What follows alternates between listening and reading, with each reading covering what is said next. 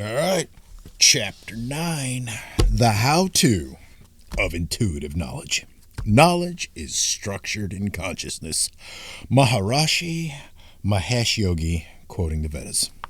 We came to the conclusion in the last chapter that all knowledge that was ever generated is at present available in our galaxy and in the more advanced ones. These galaxies would be further down the road from us towards the largest diameter of the outer envelope of our universe. Naturally, the question arises, is there any way to tap this knowledge? The answer is yes. Let us go back to Chapter 4, where we describe the experiment with time. We are talking about the observer, a non-material entity expanding at practically infinite speeds into space at the point of rest of the pendulum or body. This observer is the non-physical us, our psyche. It contains all the information, all the knowledge which we collect during our lifetimes. It also contains our personalities, our intellects, and our intuitions. This package moves for a very short period of time in a space-like dimension, figure 47, to fill all space. Then it returns as if nothing happened into the body in order to run it again. We can visualize this by imagining ourselves to be collapsed balloons which are inflated instantly to a very large diameter, then collapse just as instantly. Every living thing, including entities on other planets in our galaxy or outside our galaxy, undergoes this pulsation. There are some theoretical problems here. Therefore, before we go any further, we have to make two important assumptions. One, that the information, that is, the observer, behaves in a coherent fashion as it expands. And two, that the information can move at velocities faster than light. First, coherency is important because we have to show that the information forms interference patterns in space-time or protospace as it expands. You may remember from our description of the hologram in Chapter 1 what an interference pattern is. We know that holograms can be made only with coherent light, and we know that holograms or interference patterns contain in each element of their surface or volume all the information about the whole system, just as the chromosomes in each cell of our body contain all the information about how to build another copy of our bodies. We know, of course, that in practice it is the sperm and the egg cells that specialize in the business of making copies of us human beings, but in principle all cells contain all the information about us. So as we, the observers, rapidly expand in the space-like dimension, we form interference patterns with other observers as they, too, expand and our information interacts with the information from these other observers. This all happens against the background of the reference frequency or the absolute.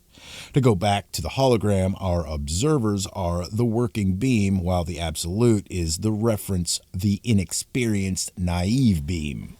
Second, the theory of relativity states that information cannot travel faster than the velocity of light. I hope that this will eventually be shown not to be the case, as ways are found to get around these limitations. Workers in the field of faster-than-light particles, tachyons, are presently grappling with these problems. As a result, a more encompassing theory is emerging that will allow information to tunnel through into a space-like dimension and propagate there in a coherent fashion. Let us see now what our model of the universe will look like in the light of the things just discussed.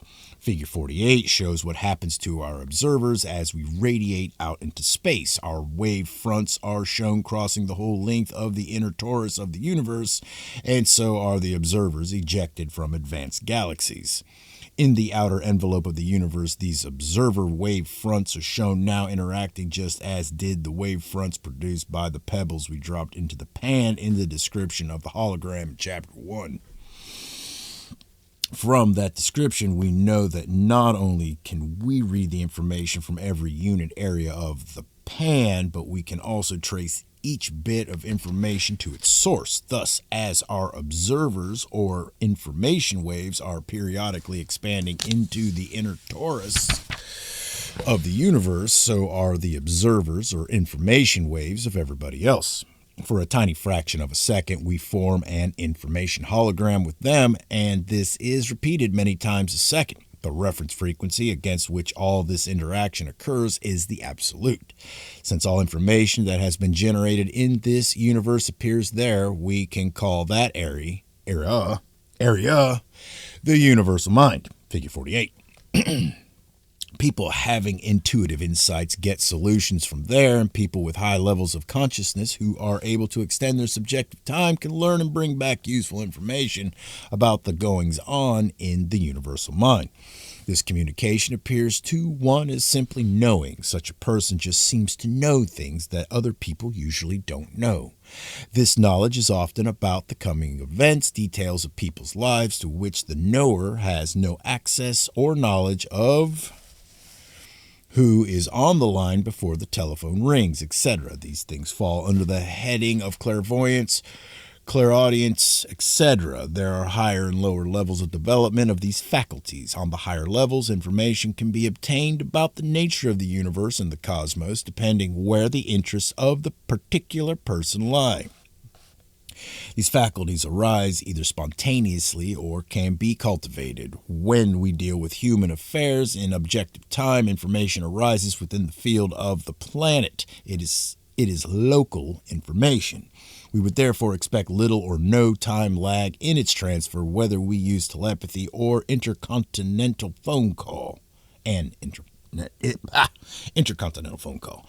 Personally, I would rely more on information transmitted over the phone. The advantages of telepathy or clairvoyance become evident, however, when trying to obtain information about other systems such as distant stars, as astronomers do.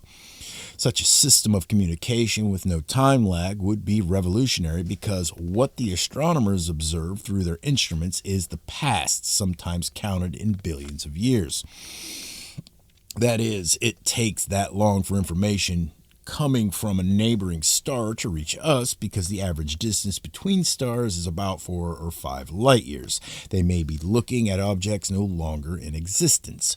We know that the Andromeda Galaxy is at a distance of about 2 million light years from us. That is, it takes light this much time to travel this distance. If the Andromeda Galaxy exploded yesterday, we would know of this event for at least 2 million. We would not know of this event for at least 2 million years. However, in our model, we are showing that by extending one's subjective time, one can obtain information from Andromeda without having to wait 4 million years for a return signal. The information transfer is instant both for the people of Andromeda and on Earth, provided they go to the trouble of learning how to raise their level of consciousness. Indeed, the whole universe is in constant and instant communication. Any serious event can be known across the universe instantly by consciousnesses whose interest or business it is to know these things. We have seen that the expression of the observers has no limits because they move in a space-like dimension at almost infinite velocity and therefore expand towards the center of the universe as much as towards the outside. Thus, the information will be available to anyone outside our universe. However, the information density will be greatest towards the center of our universe and with it the clarity of vision. This is because information waves, that is, observers, emitted from all points on the shell will tend to be more concentrated towards the central axis of the torus. Information generated by us and leaving the universe will weaken rapidly and disperse in the vast protospace outside our universe. Here is where the quality of consciousness, which we have defined by frequency response, comes into play. We said in Chapter 5 that frequency response may be described by the agility or speed with which a given system responds to a stimulus. We shall now take as the stimulus the very short period of time allowed us by the period of time to expand into space and to collapse back. The higher a person's level of consciousness, the higher his frequency response. The higher his frequency response, the farther away from his point of origin his observer can penetrate. We also know that the higher one's level of consciousness, the larger his angle, which means that he can expand into space with a higher velocity and have more subjective time available for observation. In short, a person or observer with a higher level of consciousness will fill space farther and faster than one who is not so developed. It is known from optics of holograms that although all the elements of the hologram contain complete information about the objects portrayed in the hologram, if we illuminate just a small area of the hologram, the image will appear fuzzy. That is, it will have a low definition, while if we illuminate a larger area of the same hologram, the image will appear much sharper. Therefore, persons with higher levels of consciousness will see past or future events more sharply than those occupying lower levels of consciousness.